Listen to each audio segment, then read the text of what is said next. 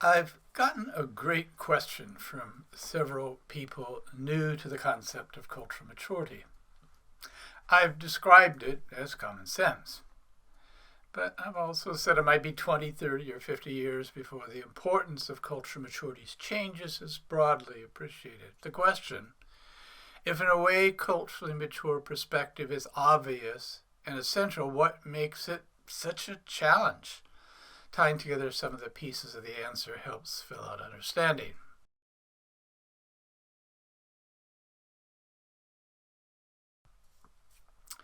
First, I should say some more about why I refer to culture mature perspective as common sense in the first place.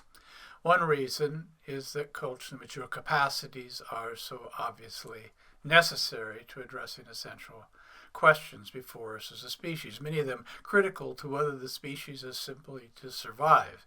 So the concept is common sense once it is understood in the sense of being so obviously important.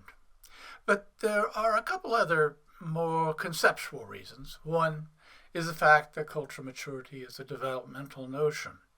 Creative systems theory describes how cultural maturity's changes follow from how change in human systems work in personal psychological development whenever we make passage into new developmental chapters, say from infancy into childhood, childhood into adolescence, or adolescence into adulthood, the new developmental reality comes to feel like common sense. We should expect something similar with cultural maturity's new chapters in culture's developmental story.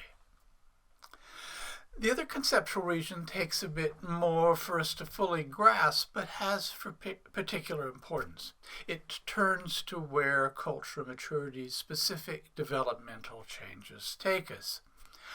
I've described culturally mature perspective as more complete and used the metaphor of a box of crayons. Such whole box of crayons understanding better grasps the whole of things.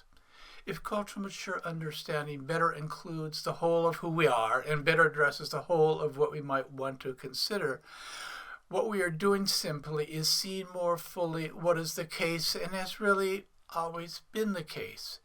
We have to be ready for the stretch, but if we are, there is a way in which culturally mature understanding is more ordinary than what it replaces, and arguably then, in a specific, perhaps even culminating way, common sense.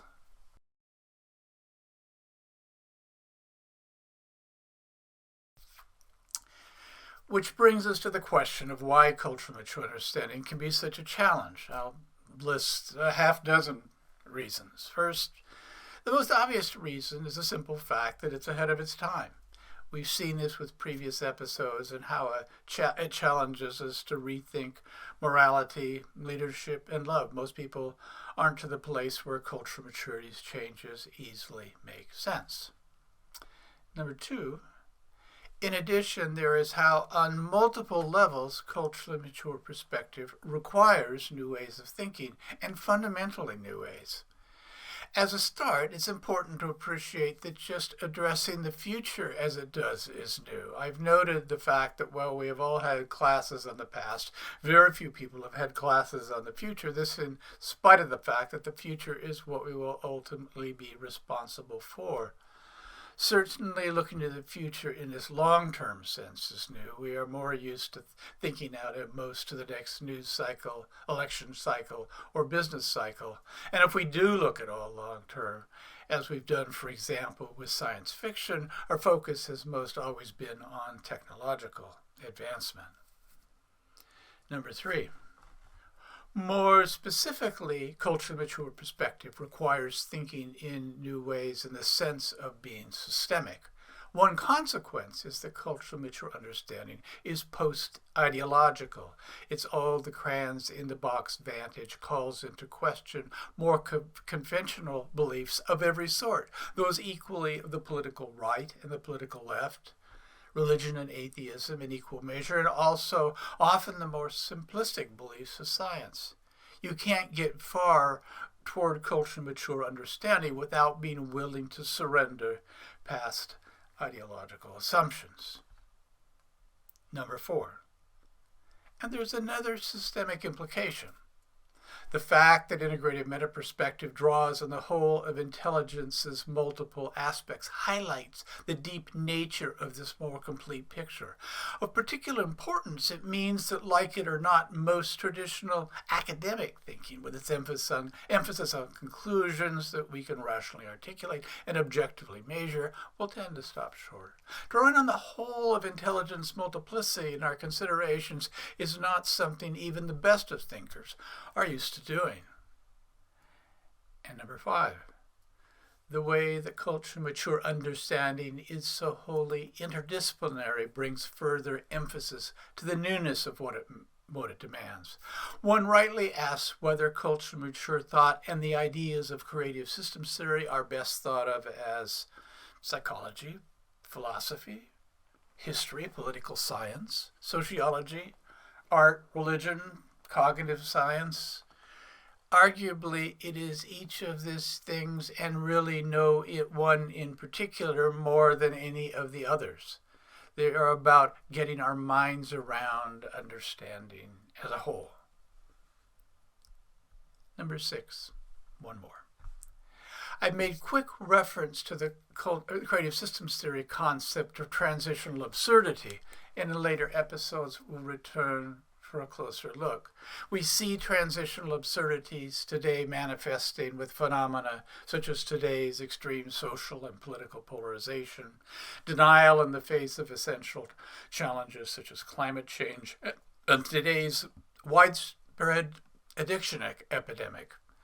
Put most briefly, regressive dynamics that come from the overwhelming nature of contemporary cultural challenges in combination with developmental dynamics inherent to today's time of transition can make it very hard to effectively engage needed new steps in how we understand. When we are caught in transitional absurdities, culturally mature understanding becomes largely impossible. How effectively we confront transitional absurdities will determine whether the next century is only demanding or perhaps cruelly difficult.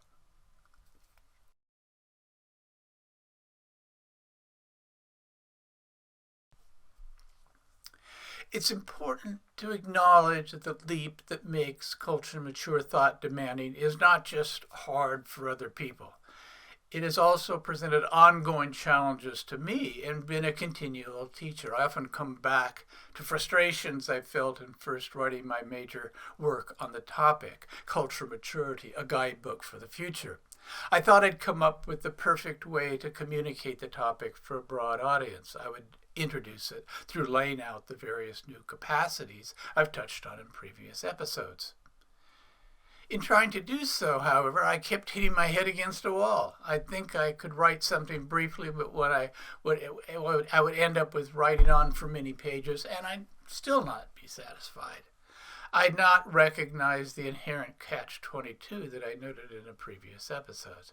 Understanding these new capacities deeply itself requires culturally mature capacities. In the end, it requires integrated meta-perspective to make sense of culturally mature capacities in any complete sense.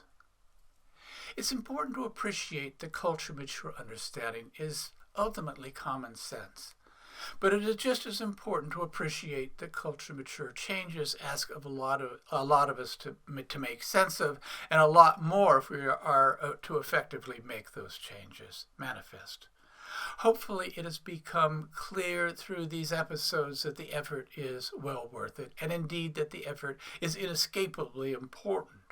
I've argued that if the concept of cultural maturity is not basically correct, it is hard to be legitimately hopeful about our human future. Again, as always, I invite your thoughts and questions.